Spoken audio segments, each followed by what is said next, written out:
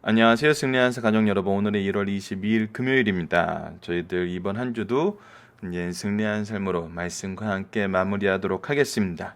승리한 삶은 발행이신 박효일 목사님의 구속사로 조망한 성경 연속 강해집 마태복음을 통해서 편집이 되었습니다. 그래서 이 마태복음 내용을 더 깊이 있게 연구하시길 원하시는 분들은 강해집을 참조해 주시길 부탁드리겠습니다. 저희들 전체적인 구조는 주초에 잘 살펴봤는데 다시 한번 살펴본다면 저희들 예수님이 오셔서 그 사역을 준비하는 기간을 표현한 그 준비 기간 중의 말씀을 1장에서부터 4장 16절까지 말씀으로 시험당하는 부분까지 했습니다. 그리고 4장 17절에서 10장 42절까지 바로 예수님의 사역 시작과 가르침, 산상수훈과 이적들의 내용에 대해서 지금 현재 저희들이 보고 있습니다. 그리고 나서 파송에 대한 말씀이 나옵니다. 이 파송에 대한 말씀이 나올 때 유대인들의 거부가 더욱더 노골적으로 심해지며 제자들의 연약한 믿음이 드러나게 됩니다. 그렇지만 예수님께서는 여전히 그의 구속사의 일을 행하시면서 예루살렘으로 올라가실 때의 죽음과 부활에 대해서 예고를 하시고 예수님의 마지막 사역을 마치신 다음에 부활하셔서 임마누엘의 약속을 다시 한번 주시고 저희들을 파송하십니다. 오신 예수님과 우리로 보내시는 예수님의 모습에 대해서 저희들 상고하고 있습니다. 이번 주 말씀은 산상수훈의 마지막 부분을 상고했었고 이제 치유의 기적들이 나타나는 말씀을 했고 두 제자의 시험에 대한 부분 어제들 저희들 마쳤으며 풍랑을 잔잔케 하신 창조주의 능력을 보이신 예수님에 대해서 오늘 살펴보게 됩니다. 자, 오늘 본문 말씀을 들어가도록 하겠습니다. 오늘 본문 말씀도 어제와 마찬가지로 굉장히 짧습니다. 23절, 저희들 제목은 풍랑을 잔잔하게 하신 예수님이고 본문 말씀은 마태복음 8장 23절로 27절입니다. 23절 말씀을 읽겠습니다. 배에 오르심에 제자들이 따랐더라. 자, 제자들이 따른 제자들이 있어요. 하지만 어제 말씀에서 예수님을 따르겠다는 그 제자에 대한 언급이 없고 장사하게 해주십시오라는 부모를 장사하고 온 다음에 하게 해주십시오라는 그 제자에 대한 언급이 없죠. 자, 이때 따랐던 제자들은 어떤 사람들일까요? 어떤 제자들이 예수님 주위에 남아 있었을까요? 예수님을 따르던 제자들의 특징을 보면은 첫 번째는 이적을 보고 따르는 사람들이 있었습니다. 자기들이 보고 자기들이 얻게 되는 그 유익을 위해서 따랐던 사람들로 볼 수 있죠. 한편으로는 어제 나타났던 제자처럼. 하지만 진짜 자기의 개인의 구원을 위해서 자기 개인의 연약함을 고침을 받기 위해서 나섰던 사람들도 있어요. 두 번째는 어떤 사람이냐면 예수님에 대해서 바로 믿는 사람도 있었습니다.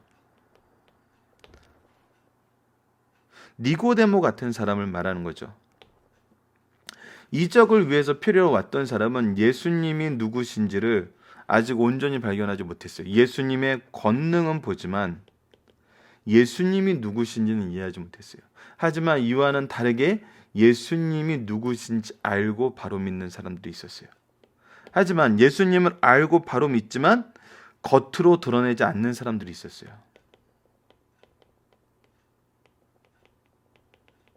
어떤 사람들 같은 경우죠?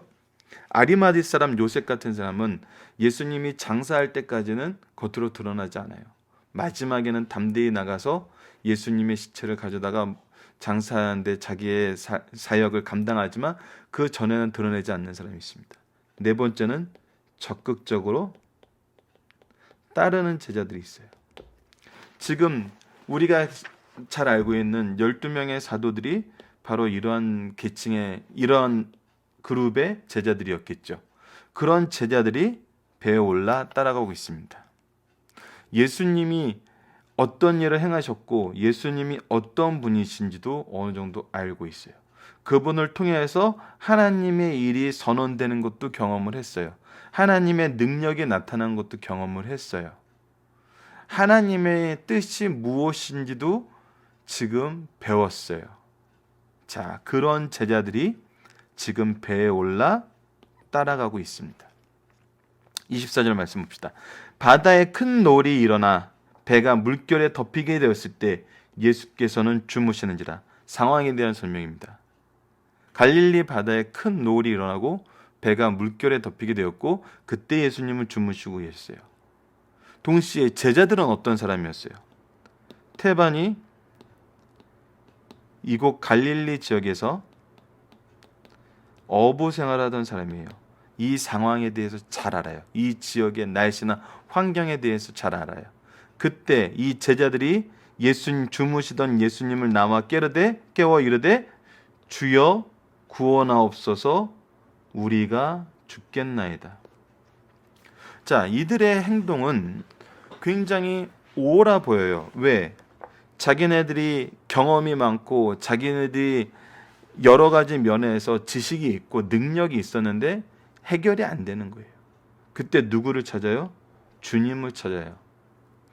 구원해 달라 그래요. 굉장히 좋은 태도예요. 그런데 뭐예요? 우리가 죽겠나이다 그래요. 자, 이거에 대한 예수님의 반응을 보고 이거에 대한 의의를 한번 살펴보도록 하겠습니다. 본문 중심 상승에도 나오지만 저희들 본문을 좀 더 관찰하는 입장에서 이것을 더 자세히 보고 같이 나누도록 할게요. 26절 예수께서 이르되 어찌하여 무서워하느냐 주여 구원하소서 우리가 죽겠나이다. 이 부분에 대해서 어느 부분에 예수님이 책망하는 거죠? 우리가 죽겠나이다 하는 이 부분이에요. 믿음이 작은 자들아. 믿음이 작다 그랬어요. 곧 일어나 바람과 바다를 꾸짖으시니 잔잔하게 되었거늘.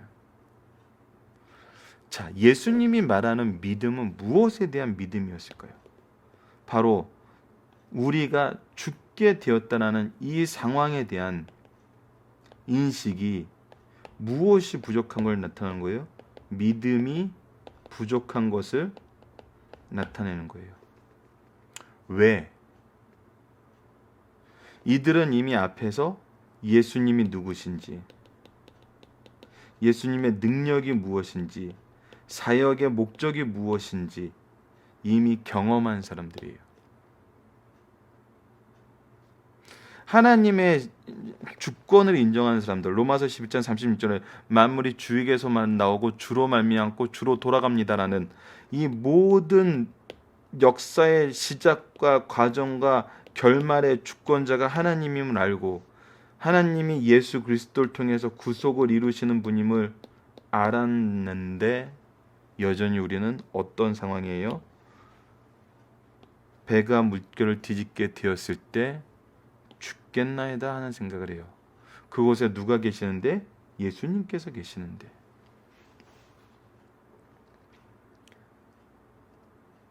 믿음이 없다는 것은 여전히 무엇을 보는 거예요? 하나님의 역사하심을 보는 게 아니라 나에게 함몰되어 있는 사상의 제한된 한계를 보고 있는 거예요. 이것에 대해서 믿음이 작은 자들이라고 책망하고 계세요. 그리고 나서 뭘 보여주세요?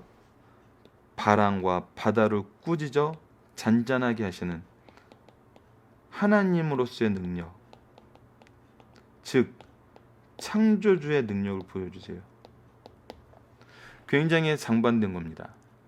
창조주이시지만 예수님께서는 육체를 입고 오셔서 지금 피곤하셔서 주무시고 계셔요. 그런데 드러난 능력은 하나님의 능력, 창조주의 능력이었습니다. 그때 제자들의 반응을 봅시다. 그 사람들이 놀랍게 여기르되 이가 어떠한 사람이기에 바람과 바다도 순종하는가 하더라. 어떠한 사람이기에 창조주의 능력을 가졌는가 하더라. 누구임이 드러난 거예요? 예수님께서는 참 하나님이시다. 피곤해하시는 모습을 통해서 무엇을 가르치죠? 참 사람이시다. 우리의 구속을 이룰 조건을 모두 가지고 계셔서 친히 임마누엘로 오신 예수님이란 거죠. 마태복음 1장에서 우리 이미 왜 동정녀의 탄생이 되어야 하는지에 대해서 얘기를 했었습니다. 그 부분을 예수님께서는 다시 한번 드러내주세요. 무엇을 위해? 우리가 죽겠나이다 하는 이 작은 믿음을 성장시키시기 위해서. 즉 누구의 계획을 알게 하시는 거예요? 하나님의 계획을 알게 하는 거예요. 나에게 함몰되어 있던 이 한계를 하나님으로, 하나님 중심으로, 하나님의 역사 중심으로 우리를 이끌어내세요. 그래서 두려움이 사라지게 만드시는 거예요. 무엇을 이해했을 때? 예수 그리스도의 사역을 이해했을 때. 자, 본문 묵상하기와 중심 사상과 적용하기를 통해서 이 부분을 한번 저희들 살펴보도록 하겠습니다. 본문 묵상하기입니다. 풍랑 속에 제자들이 예수께 요청하는 내용은 무엇인가요? 주여 구원하소서. 굉장히 좋은 자세입니다. 그런데 뭐예요? 우리가 죽겠나이다. 믿음이 없음이 드러나고 있어요. 이런 제자들에게 예수님은 무엇라고 대답하신가요? 이유는 무엇인가요? 어찌하여 무서워하느냐라고 물어봐요. 뭐라고 평가하세요? 믿음이 작은 자들아라고 얘기하세요. 무서워하는 이유는 너희들이 무엇이 없는 거다? 믿음이 없는 거다. 누구에 대한? 예수 그리스도에 대한. 예수 그리스도에 대한 어떤 믿음? 이분이 가지고 계시는 구속사적인 사명과 하나님의 영광을 위해서 하나님의 일에 대한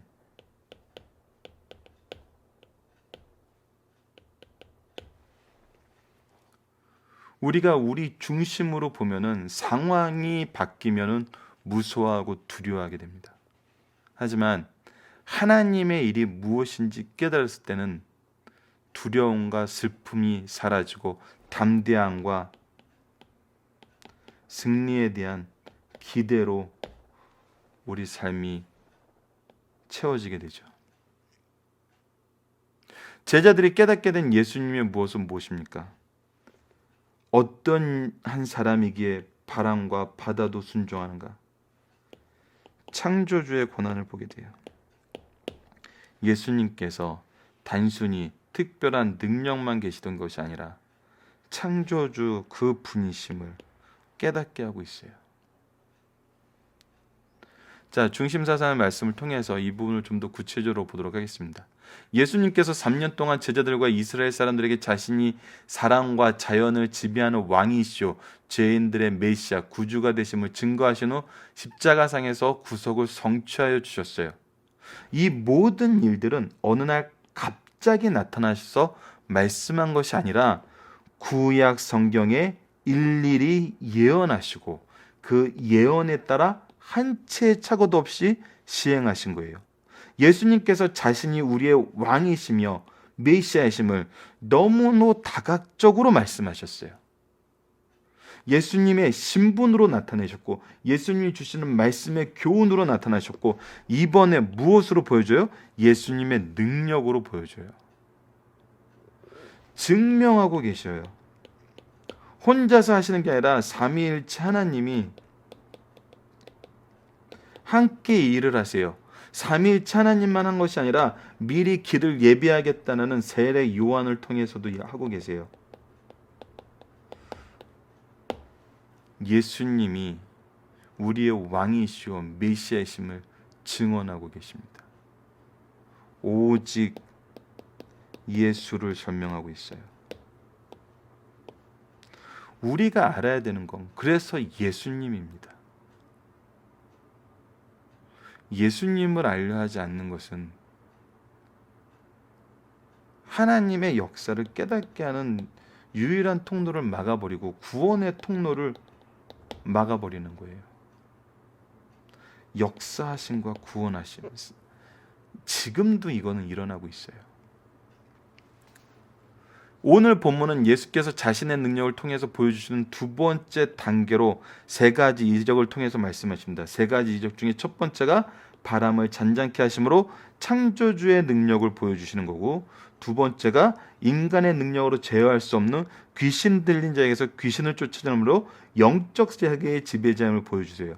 창조주로서 물질 세계만 다스리는 것이 아니라 영적 세계까지 지배하심을 보여줘요. 다시 중풍점자를 고치심으로 무슨 능력이 있음을 보여줘요? 죄를 사하는 권세가 있음을 보여줘요. 물질 세계, 영적 세계, 죄의 문제를 해결할 수 있는 유일한 분이심을 선언하고 확인시켜주고 계세요. 선언만 하신 게 아니에요. 분명히 확인시켜 주셨어요.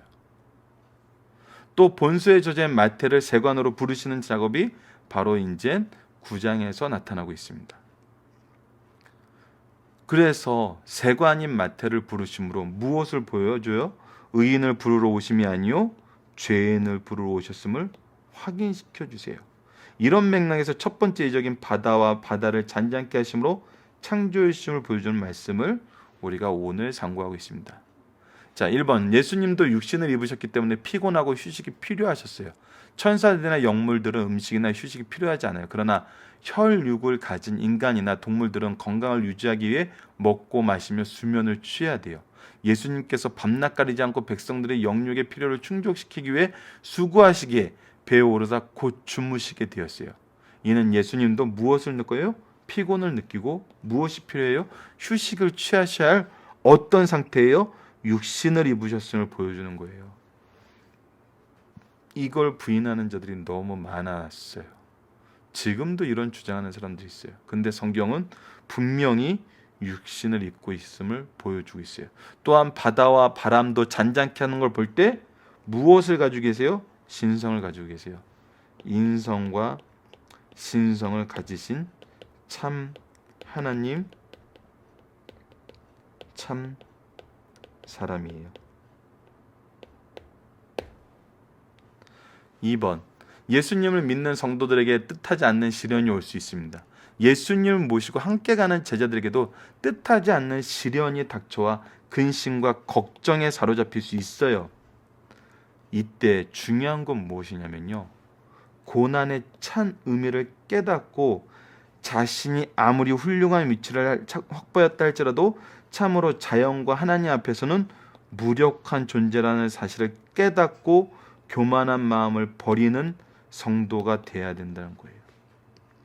오늘 우리에게도 시련이나 고난이 문제가 아니라 그것을 어떻게 겸손히 하나님 앞에 해결하는가가 문제예요. 왜? 하나님이 나에게 주신 소명은 반드시 이루어져요. 그래서 우리에게 보여주는 것은 고난이 문제가 아니라 그 고난에 대한 자세와 어떤 방식으로 해결하는가를 알아야 된다는 거예요. 이것을 아는 게 중요하다는 거예요. 이것을 알게 하시기 위해서 때로는 교난도 활용하신다는 거예요. 3번 예수님은 창조주로서 자연을 지배하시는 능력이 있는 분이시다. 제자들이 폭풍 중에 두려워 주를 깨우게 될 때 제자들의 믿음이 적음을 책망하시고 바람과 바다를 꾸짖어 잔잔하게 하셨다. 이와 같이 창조주로서 자연을 지배하심을 보게 된 제자들은 두려움이 변하여 기이 여기고, 두려움은 우선 변했어요. 기이 여기고 이제는 재난에 대한 두려움보다 무엇에 대한 두려움을 가지게 되어 창조주 앞에 있는 두려움을 가지고 누구를 바로 섬겨요? 하나님을 바로 섬기게 됨을 가르쳐줘요. 예수님을 바로 믿게 하세요.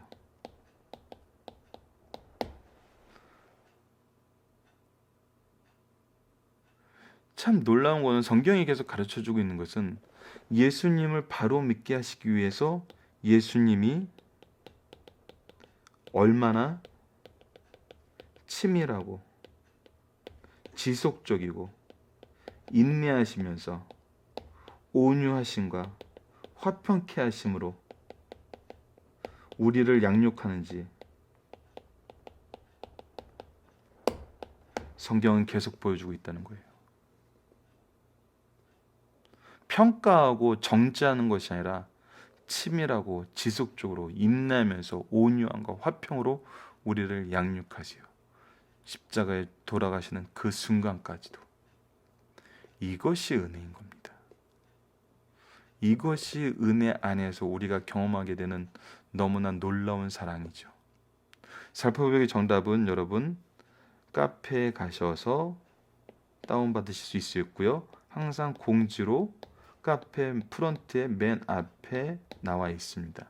클릭하고 들어가셔서 PDF 파일을 다운받으시면 되고, 스마트폰용으로 보시는 분들은 스마트폰용 PDF를 다운받으시고, 일반 프린트 하시는 분들은 인쇄용 PDF를 다운받으시면 돼요. 그리고 스마트폰으로 들어오셔서 카페를 보시는 분들은 실시간으로도 확인할 수 있게 그림 파일로 다 이미 게시되어 있습니다. 이 내용을 참조해 주시면 되겠습니다. 적용합니다. 우리가 주님의 일을 하고 있을 때, 주님과 한배 있을 때 세상을 이길 믿음의 근거는 무엇입니까? 세상의 풍랑을 이길 믿음의 근거는 무엇이죠? 첫 번째는 예수님이 우리와 함께 하신다. 두 번째는 예수님과 함께하는 우리의 사역은 반드시 이루어진다. 세 번째는 예수께서 해결하신다. 그래서 우리가 죽게 되었나이다가 아니라 주여 구원하소서 당신의 능력을 보여주소서 우리가 주를 의지합니다 하면 되는 거거든요. 시련이 우리의 신앙과 믿음 생활에 도움이 되는가 장애가 되는가? 당연히 도움이 됩니다. 왜? 이를 통해서 누구의 능력이 드러나요? 예수 그리스도의 능력이 드러나고 우리가 그의 제자됨을, 백성됨을, 신부됨을, 자녀됨을 반드시 보여주십니다. 장애가 된다는 것은 아직 누가 중심이 있는 거예요? 내가 중심이 있는 거예요. 내가 원하는 방법이 아니면 인정이 안 되는 거예요. 내가 해야 되는 거예요. 내 영광이 드러나야 되는 거예요. 이럴 땐 장애가 되는 겁니다. 시련의 때는 기회입니다. 예수 그리스도의 능력이 드러나고 예수 그리스도의 영광이 드러나는데 우리가 사용받는 찬스가 되는 거죠. 그렇다고 우리가 드러나서는 안 돼요.